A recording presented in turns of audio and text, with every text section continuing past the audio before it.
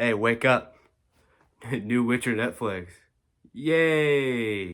Yeah, so Netflix has released a new movie, an animated movie based on The Witcher, obviously. Witcher Sirens of the Deep. Um, yeah, I would say I was excited for this, but I mean, I guess I was a little excited because the Nightmare of the Wolf, which was another animated movie they released on Netflix, was pretty good, but I don't know. I knew that they were adapting one of the best short stories in the Witcher books, at least. So I was not hopeful because, The Witcher, at least when it comes to Netflix, always seems to disappoint more and more and more.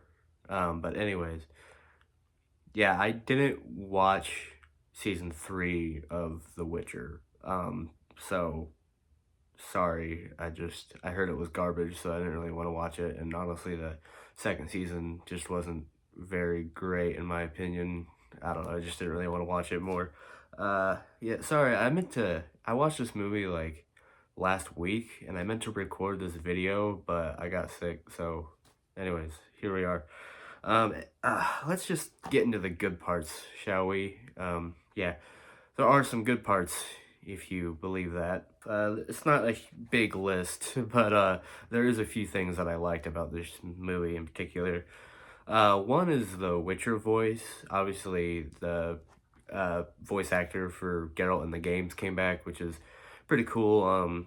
Honestly, his voice was not as good as I thought it would be. I don't know if it's just he's aged or he just hasn't done the character in a while, or they just told him to change his voice for some reason. But it was a little uncanny, even though it's the exact same voice actor. And honestly, the voice acting in general was pretty good. I mean, there wasn't any like standout performance, but there was nothing, none of it was bad, if that makes sense. I also thought they did the character of Essie really well. She was really good in the short story, and I mean, I reread the short story for this video, and I think she was much better in the book, but like, I don't know, her character was alright in this, I guess. And obviously, I really like Geralt's character. I think they did him fairly well. I mean, he's not like anywhere near like the games or the books, but I don't know. For the most part, I think they did him right. As for some of the visuals, I mean, they were all right. I just got done with Castlevania Nocturne season 2, so like after seeing those visuals, the visuals in this movie didn't really do anything for me, but I mean they were fine, just unremarkable, I'd say. And I also really enjoyed the end fight scene in the on the boats, and pretty much just like all the sea monsters. I don't even know what the name of the monsters are, but whatever, those sea monsters, and like the fight was pretty gory, and I mean like there was that boss battle with Geralt at the end, and I thought that was fairly well made, even if the setup for it was garbage. But we'll get into that, trust me. And like I said, I think I mentioned it before, but the end song, I'm pretty sure they used the like Geralt of Rivia theme from the show, which was really good. I don't know, that kind of got me excited for a bit, even though this movie's kind of, I don't know, not exciting at all. All right, and now on to the bad stuff, and this is a longer list than the good stuff, let me tell you.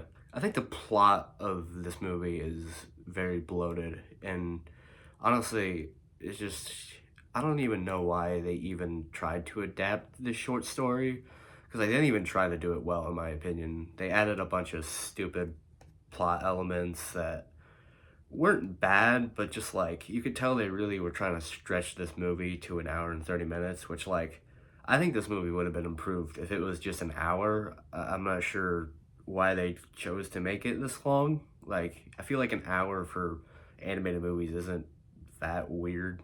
Another thing I just really didn't like about this movie was the flashbacks. They have a couple flashbacks for Yennefer, and while Yennefer is brought up in the original short story, like it's more in passing than just like in your face. Like let's show Yennefer in this weird dream, and I don't know why I think they just wanted to have the Yennefer in there, even though like the story would work without the flashbacks of her in it. I think I don't know. It's like unless this is like your first time watching or experiencing The Witcher in any form, like you know that Yennefer and Geralt have that messed up relationship. I don't know. It's like I feel like they could have brought it up in like dialogue and stuff like that, but the flashbacks were just kind of like weird, and you could tell they just kind of wanted to add Yennefer in there. I also really didn't like Yaskier in this. To be fair, they suck at writing him in every show they write, so he's kind of like the bumbling idiot, like comedic character, which he was kind of that in the books, but he was a little smarter in the books, and he actually knew like how to present himself in public, and like especially at the balls, like the the dance or ball, whatever they go to in this one, he kind of acts like an idiot too. I'm not sure. It's like, isn't that where he's supposed to be comfortable? And I don't know. He just acts like an idiot, like he's never been around people before. That was kind of weird. And yeah, no, it's just I just don't think they did his character very well. I also think the villains, for the most part, were pretty terrible. Not terrible, just not good or memorable. Because they needed this movie to be like an hour and 30 minutes, they added a bunch of unnecessary plot points and like really dived into like the battle between the like the fish people. I don't know what I'm saying. You get what I'm saying, like the fish people. I can't remember the names of the races or whatever, but and the humans, they go into that battle a lot more than the short story did, probably for time reasons, and it was just kind of like, I don't know, very uninteresting, I guess. In the books, it was, well, in the short story, it's like this, it only works, the short story works in the book because of Essie and Geralt's relationship, and that's the best part of this movie. But like they had to add a bunch of stuff to make it an hour and 30 minutes, which I think just kind of ruined the pacing and kind of ruined the whole point of the short story. So yeah, there's also like a weird singing part with oh, what's her name, Melusina, I can't remember. Basically like the fish princess's like evil aunt or whatever, and she goes into like this weird Disney like musical number. I'm not sure what the hell that was about, but I remember like watching that and just my mouth was open like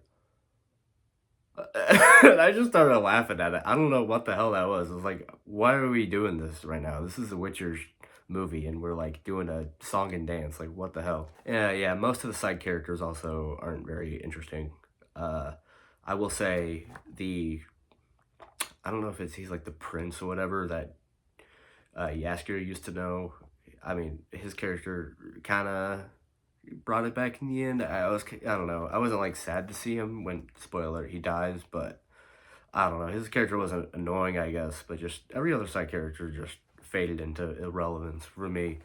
Not even sure whether most of the characters are even included in this. I also have an issue with Geralt's appearance. I know that it's a contested issue about, you know, the way his eyes look in the books, and it's like, even if I wish that they would have looked more like what they did in the games, because I think that's the best representation of his eyes, like what they chose to do in this movie just was so uninteresting. I mean, like, I think it was like his eyes were like glowing a little bit, but they were just like normal eyes, so that was weird. And also his swords. He only has one sword, and the Netflix show, just like the Witcher Netflix show. I don't know, the original Netflix show, whatever. You get what I'm saying. He has like one sword all the time too in there. I think, you know, that's just, I don't know. It's like, why don't you just give him two swords? It makes no sense. Why just give him like just one sword for monsters and humans? It's just kind of like a trademark of his character at this point. Then we go into the animation. The human movements and animation in this are kind of weird. Like, I don't know what's going on. And like, I reviewed Castlevania Nocturne Season 2, and that show had an issue with like the leg movements.